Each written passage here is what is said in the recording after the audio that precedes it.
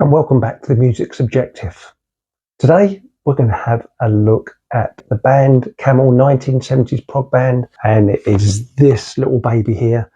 And I say little, it's a huge box set, Camel Airborne. So come and join me while we have a look at what's in the box.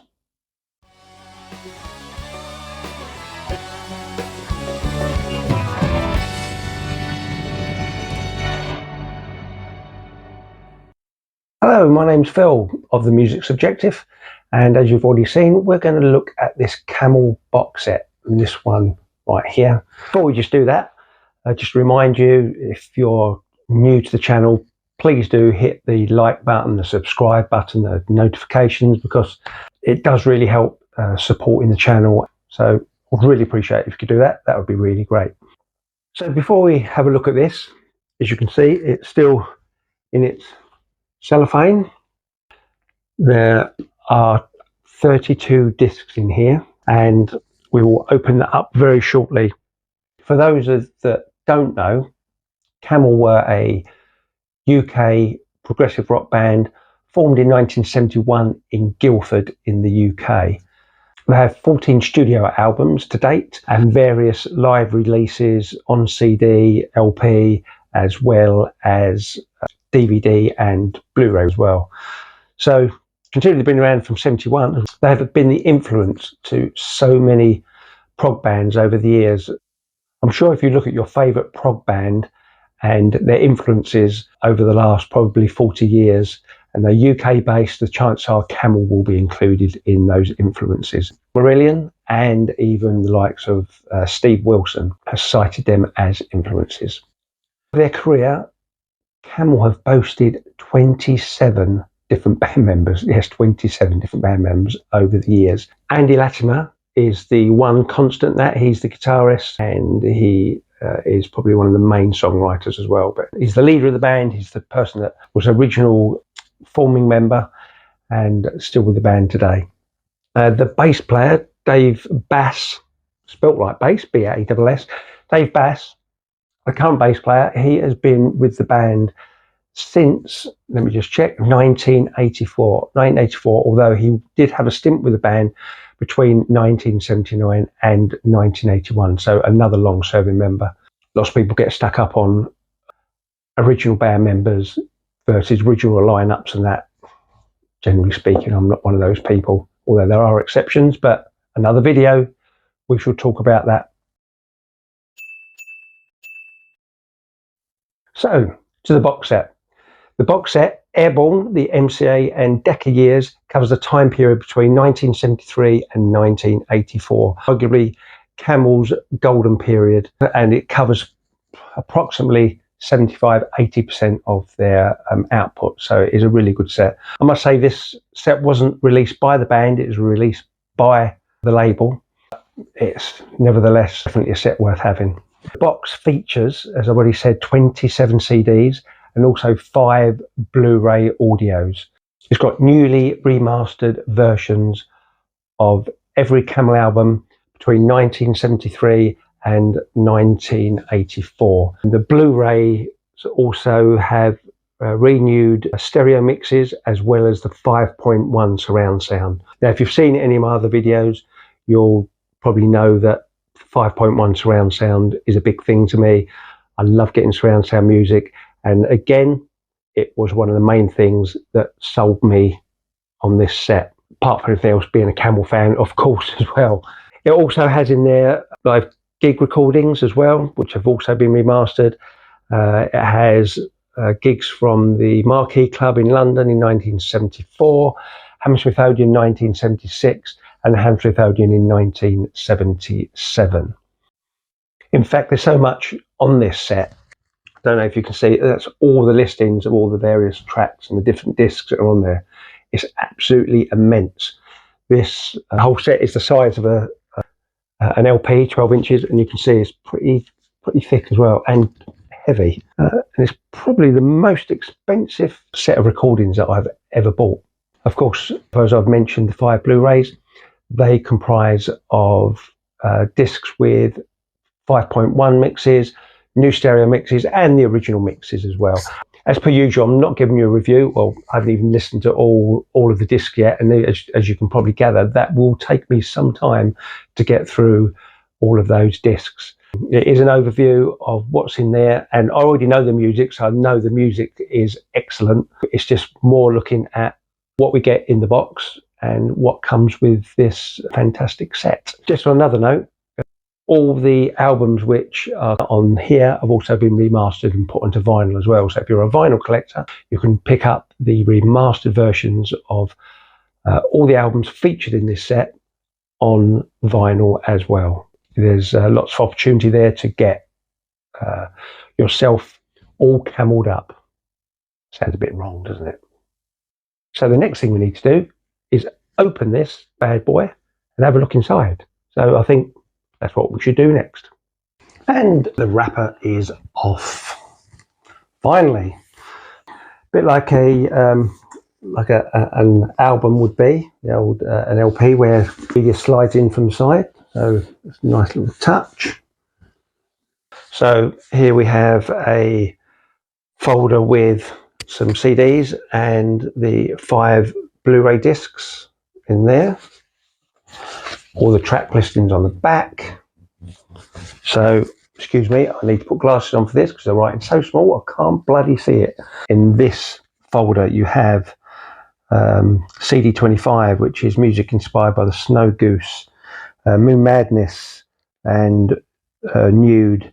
Then you've got the Blu-ray discs, which is the first album Camel, the Snow Goose, Moon Madness. Then you've got the video vaults, which again is a selection of songs from Snow Goose, which was recorded at the Civic Hall in Guildford, of course their hometown. Some other live performances from the Hammersmith Odeon and Sight and Sound in concerts. Also on here we have the pressure points as well. So that's the first set. Sorry, that's actually the last set, not the first set. In this one here we have another set of 16 CDs. A nice little touch there with the tape media that they would have recorded on in the recording studio. And on the back here we've got again all the track listings, which we do have CD 13 Never Let Go, CD 14 Live at the Hammersmith Odeon, CD 15 Live at the Hammersmith Odeon again from a different tour, CD 16 Breathless, which was the album, CD 17 I Can See Your House From Here, and we have the album Nude yet again on CD. We have BBC Radio 1 in concert live at the Hammersmith Odeon, so I think that is the same as on the Blu-ray. Also got the single factor, Stationary Traveller and Pressure Points, the original new stereo mix, and Camel, the first album, the new stereo mix.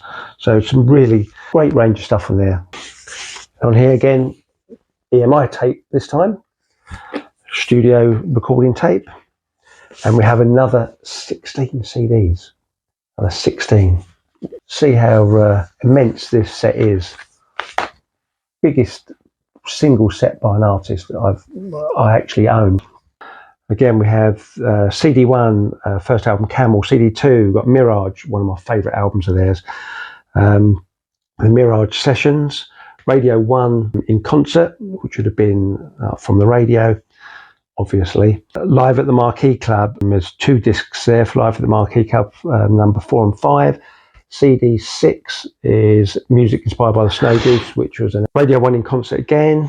That's the Snow Goose Sessions.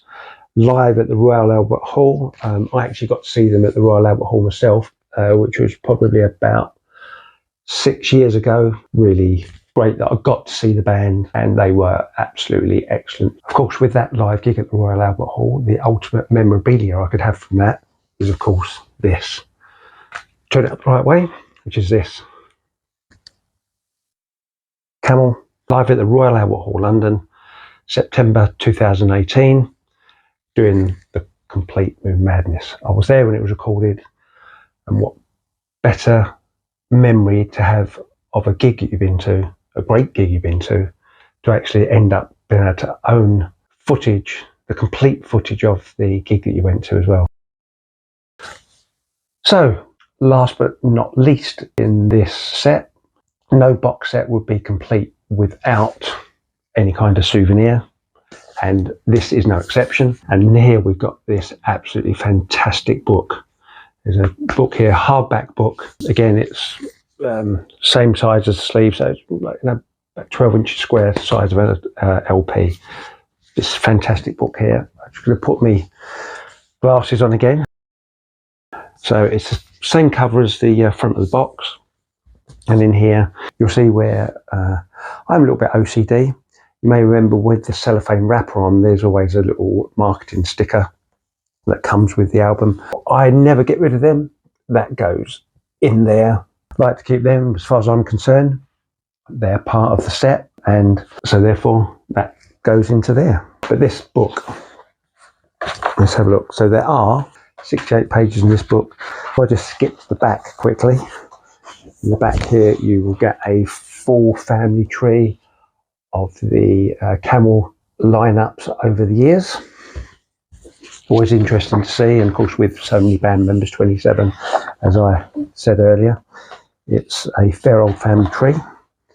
But I suppose that's not uncommon for quite a few bands, to be honest, unless you're Rush. But that's another story.